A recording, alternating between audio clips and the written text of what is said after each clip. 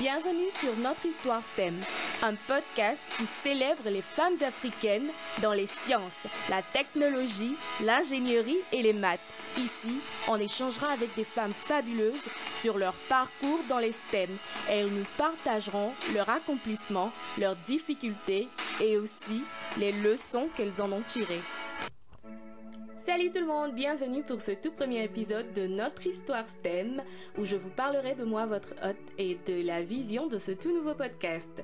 Alors, il faudrait garder à l'esprit que STEM est un acronyme anglais qui veut dire Science, Technology, Engineering and Mathematics, qui est science, technologie, génie, ingénierie et mathématiques. Pour me présenter, je suis Dominique Edwige Lorgne, ingénieure junior des travaux publics et je réside au Texas. Alors mon parcours, j'ai fait le Collège catholique Saint-Viateur d'Abidjan de la 6e à la terminale. Salut les Viatoriens! Et ensuite, je suis allée aux États-Unis pour continuer mes études et j'ai eu mon bachelor en génie de construction. Peu de temps après, j'ai fait un stage en tant qu'assistant project manager, assistant manager de projet dans une compagnie qui faisait la construction commerciale. Et après ça, j'ai travaillé pendant 2 ans et demi pour le département des transports. C'est un peu comme Agéroute en Côte d'Ivoire où je faisais la conception des plans pour soit la construction ou la réhabilitation des ponts et chaussées. Alors là, maintenant, je m'apprête à retourner à l'école pour faire un master en génie civil et me spécialiser en transport et infrastructure. Mon amour pour le génie civil et la construction vient, je dirais, en partie de mon père. Quand je dis en partie, c'est parce que l'amour pour l'ingénierie, ça vient de mon père. J'ai toujours voulu être ingénieur à cause de lui. Il est ingénieur agronome. Et quand j'étais plus petite, quand on me demandait, je me disais, oh, je voulais être ingénieur agronome. Et ça m'a toujours fascinée de le voir comme ça et pour un peu suivre dans ses pas. Et j'ai commencé à m'intéresser à ça. Et donc, c'est comme ça que j'ai commencé mes études universitaires. Je me suis lancée dans le génie pétrochimique et peu de temps après, voyant que ce n'était pas pour moi, je me suis maintenant lancée dans le génie de construction et ça a été la plus belle décision de ma vie parce que je dirais je vis pour la construction, voilà.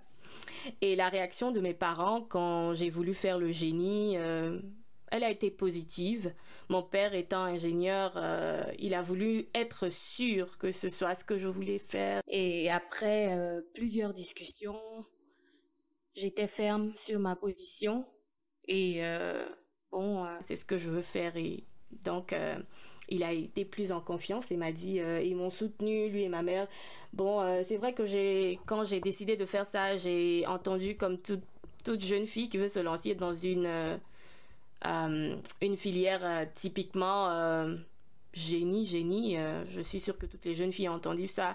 Ah ben, tu n'auras pas de mari, tu n'auras pas de temps pour tes enfants. Et voilà. Et bon, à l'époque, je m'en foutais. Et du moment où mes parents me soutenaient, je m'occupais pas vraiment de l'opinion de l'entourage, en fait. Je me disais, ouais, je vais le faire. Et puis voilà, quoi. L'homme qui veut me prendre, il va me prendre comme ça. Et heureusement, il m'a prise comme ça.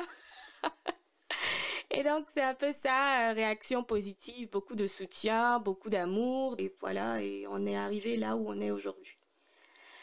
Alors, Notre Histoire STEM est un podcast, un projet sur lequel je travaille depuis, je dirais, 2 ans, 1 an et demi, 2 ans.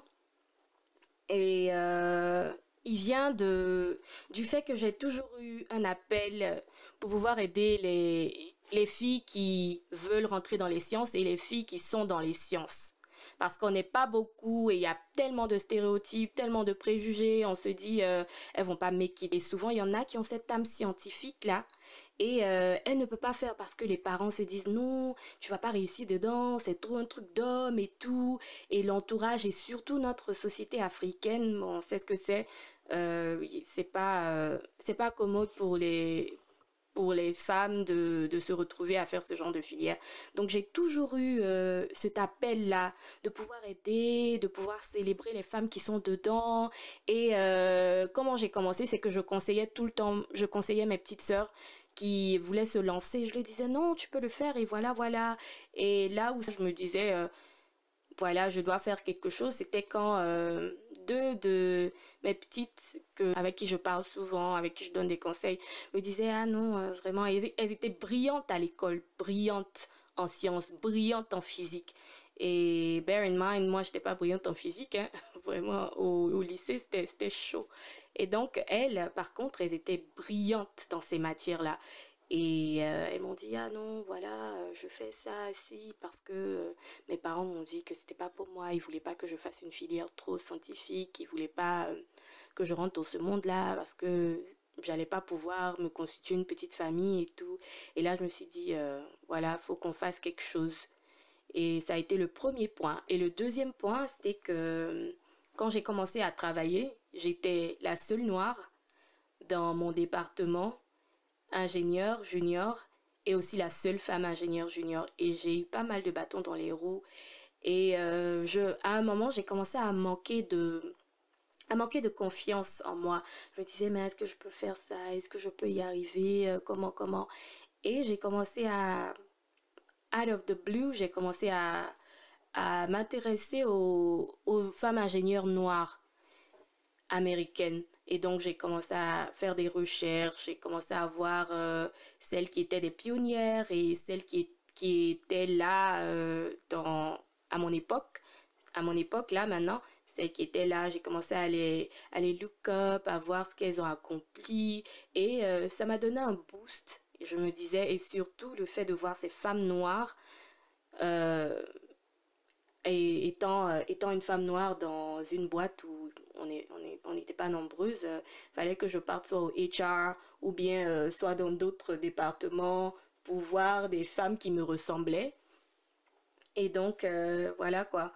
Le fait de voir ces femmes noires-là m'inspirer et tout, je me suis dit, ah tiens, faut que je fasse mes recherches, faut que je trouve des dames euh, dans nos pays francophones, d'Afrique francophone, qui ont fait ça et qui ont excellé pour pouvoir aussi donner des modèles à mes jeunes sœurs. Parce que de la manière dont ça m'a boosté, je me dis, si elles ont cette variété de modèles, elles n'hésiteront pas à se lancer.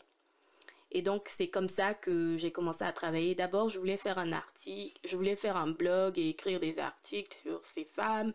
Et je me suis dit, dans le monde d'aujourd'hui, il faut pas qu'on se mente, on n'est pas beaucoup. Bon, faut pas que je dise on n'est pas beaucoup, parce que moi-même, je lis pas assez. Donc, il y aura pas beaucoup de personnes qui vont lire. Et donc, je me suis dit, la meilleure manière de pouvoir surtout joindre cette jeunesse, c'était de faire un podcast. Parce que aujourd'hui, les podcasts sont devenus trendy. Tout le monde écoute et tout. Voilà, quoi. Donc, c'est de là que c'est parti. Et la vision de ce podcast, c'est à deux volets.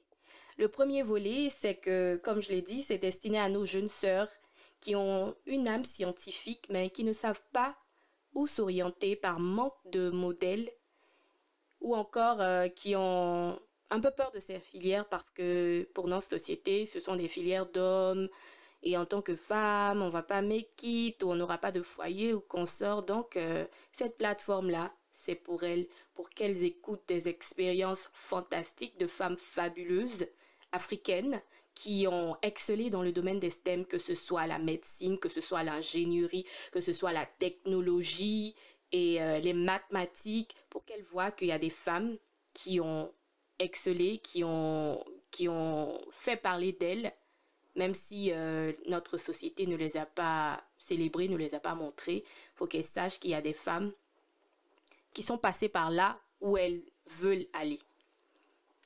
Et le deuxième volet, c'est de célébrer ces femmes-là, ces femmes qui nous servent de modèle. Il y a une variété de dames vraiment, vraiment étonnantes, surprenantes, qui ont des carrières qui sont... Je sais pas, il n'y a pas de mots pour qualifier ça. Mais on ne les montre pas assez.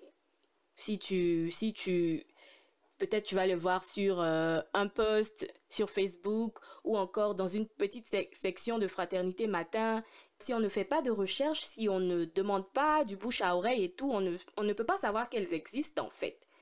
Et donc, voilà, j'ai voulu créer cette plateforme-là où elles seront célébrées. Célébrées à gogo. Alors, si vous êtes une femme scientifique ou vous en connaissez une, this is the place to be. On a besoin de vous pour aider nos jeunes sœurs et aussi on a besoin de vous célébrer. À quoi s'attendre dans ce podcast? D'abord, comme je l'ai dit, on aura une série d'interviews où les femmes partageront leur expérience dans le domaine des STEM. Il y aura un peu de tout. Il y aura des étudiantes qui viennent de commencer leur voyage dans les STEM. Il y aura des étudiantes qui sont en fin de cycle, des étudiantes en master, des étudiantes en doctorat. Et aussi, il y aura des dames qui viennent de commencer leur carrière professionnelle et d'autres qui sont en fin de carrière, au milieu de carrière. Et aussi, on aura des pionnières. Et alors, les pionnières, ce sont toutes ces femmes qui ont été les premières à exercer une fonction alpha dans les STEM dans nos différents pays. Alors, c'est un peu ça. Et aussi, on aura souvent des podcasts qui ne seront pas des interviews, mais qui seront plus parler de sujets qui touchent les femmes qui sont dans ces industries-là. Parler des choses comme the imposter syndrome, des sujets comme comment s'établir en tant que femme dans une boîte où il y a pratiquement que des hommes. Voilà, c'est un peu de tout, quoi. Et donc, si vous avez des idées, si vous avez des questions, si vous avez des histoires, n'hésitez pas à nous contacter. Nous sommes sur Facebook, Notre Histoire STEM, et aussi sur Instagram, Notre Histoire STEM. Alors, si vous êtes une femme dans le domaine des STEM ou vous en connaissez une, n'hésitez pas. Ça sera un grand plaisir pour nous de partager votre histoire et de vous célébrer. Alors, merci tout le monde d'avoir été avec nous aujourd'hui. J'espère que vous avez bien pris connaissance de ce projet et que vous allez adorer les épisodes à venir.